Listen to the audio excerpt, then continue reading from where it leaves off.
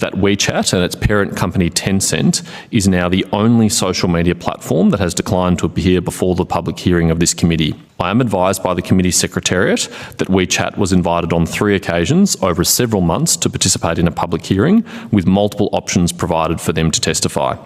Since then, I've also written to WeChat personally to ask them to reconsider their refusal and agree to appear before us today.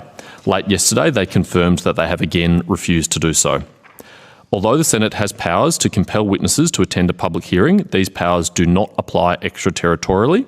Unlike other major social media companies, WeChat has no Australian-based employees, which means it is not an option for the committee to rely on this power.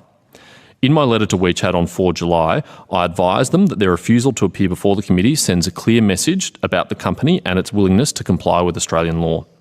The committee was established by a unanimous resolution of the Senate and has been conducted in a bipartisan way to examine the serious national security challenges facing our nation. This committee had important questions for WeChat to answer, which we believe can only be canvassed in a public hearing. Compelling evidence has been put to the committee by expert witnesses that WeChat engages in surveillance, censorship and foreign interference on its platform.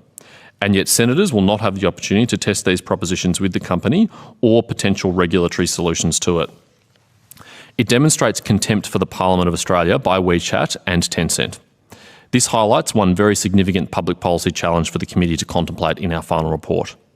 WeChat has an estimated user base of almost 1 million people in Australia, and yet it has no Australian presence and does not feel the need to even pretend to participate in the inquiries of a parliament.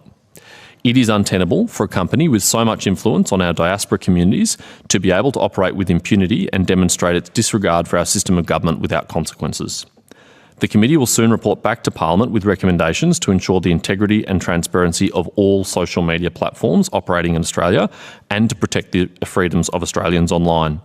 If WeChat believes these recommendations are unfavourable to their interests, then they will have no one to blame but themselves.